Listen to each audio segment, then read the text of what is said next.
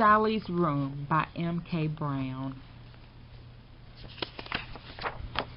Late one morning as Sally got ready for school, she stepped on a Sagittarius. Then she stepped on a Triceratops. She couldn't find her colored pencils, and she couldn't find her favorite sweater. Sally left the house that morning in a very bad mood. Sally's room was in a bad mood, too. The lamp spoke up. "What are you laughing at?" it glared at the globe. "You've got socks on your head. Ha ha ha," explained the globe. "You've both got socks on your head," said the clock with no batteries. "Never mind that," yelled a chair. "Look at me. Who can sit on me? I'm stuffed. I'm going under." "Eek," said the fishbowl that badly needed scrubbing. "Yuck," said the half-eaten sandwich. "That's nothing," said the burro. "Just look at the bed."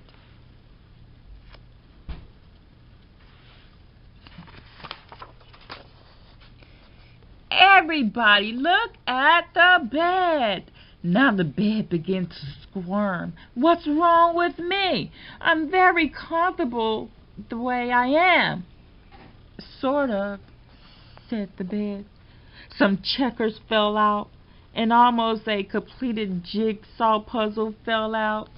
"How can you possibly be comfortable?" they yelled, "with crayons and dinosaurs and scratchy dog clothes all mixed up in your sheets." "Come to think of it," the bed said, "I could use a little house cleaning." "We all could," stated the globe. "Exactly," said the clock. "It's time for a change. Let's go find Sally right now," they all shouted. "Let's tell her just how we feel."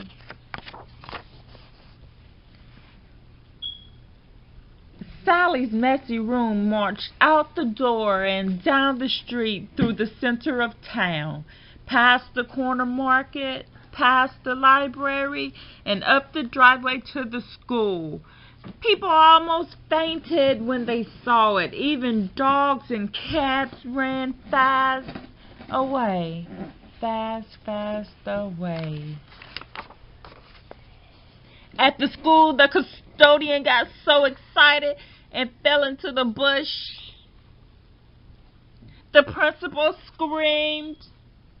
Squeezing through the front door was not easy, but Sally's room determined, and it got in.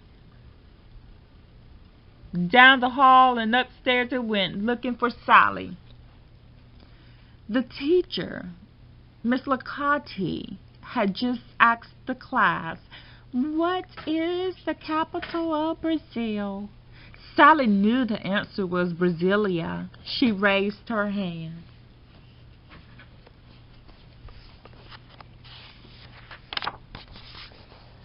Miss Licati called on another person, and that's when Sally saw something familiar in the hallway. It was a lamp passing by, a lamp with socks hanging. It looked like her lamps, her socks. Sally's face turned as white as a sheet, which is what fluttered by next. "Oh," said Sally. "Oh," said Miss Licati when the door burst open and an unmade bed fell in. "Wow," said the whole class when the burro crashed in on top of the bed, and a lamp came next, and play money and plastic horses bounced all over the floor. Girl. Miss Licati stayed cool. "People," she said, "please take your seats. As you can see, we have a problem." And then she asked in a clear, calm voice, "Just whose messy room is this?" A couple of kids raised their hand, thinking it was their room, but it was Sally who stood up and said, "It's mine. It's my room, and I like it that way. I know where everything is." Yes, said the lamp, it's your room, but you can't find anything. I can too, answered Sally. You couldn't find your sweater this morning, said the fishbowl. The globe said you couldn't find your colored pencils and you needed them for your map of South America. Now Sally didn't know what to do. She stared out the window. Wait a second, said the clock. Look at Sally's desk. What a surprise! Sally's desk is very tidy. Her markers, pens, workbook, ruler, and pencils were all arranged carefully.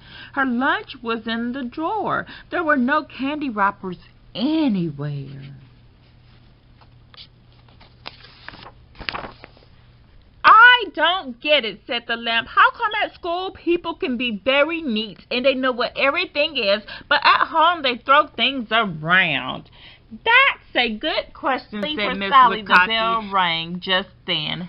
Sally rushed out the door. Her room rushed out too, but it got hung up in the hallway. Then got stuck in the afternoon traffic. Sally arrived home first. She ran up the stairs, opened the door, and of course there was nothing there. Gosh, she said, what a big space. I can draw huge pictures in here. I could have all my friends over. I could dance in here. Sally began to twirl and spin, graceful as a swan. She was a famous ballerina in a beautiful dress, dancing on stage in front of everyone she knew, until her room barged through the door and spread out all over the place. And that was when Sally got a great idea. All by herself. Okay, she said, it's time for a change. I have important things to do. I need my room in this room. The first thing Sally did was find a large box of clothes to give away. She packed them carefully so that other children would like them. This game was fun when I was little, Sally thought, but now it's boring. Then she picked up all her underwear, socks, pajamas, shirts, shorts, skirts, pants, dresses, and blouses that needed washing. They went into a big laundry bag. Now she could see the floor again. Sally cleaned the fish bowl and fed the fish. They liked it. She arranged her horse and dolls on a shelf where she could admire them. She put her art supplies in one place so she could make drawings or clay monsters whenever she wanted. The books went into the bookcase. She gave the clock a battery. She made her bed. That's when she found her colored pencils. That's when she found her favorite sweater. As Sally put each thing away, the room began to feel big again. It was a place where anything could happen, especially dancing. When it was time for bed, Sally snuggled in her clean, soft sheets. She was tired. I still don't have a light bulb, said the lamp. Oh, well, answered the globe. Nobody's perfect. Sally fell asleep that night in a very good mood. Good night. The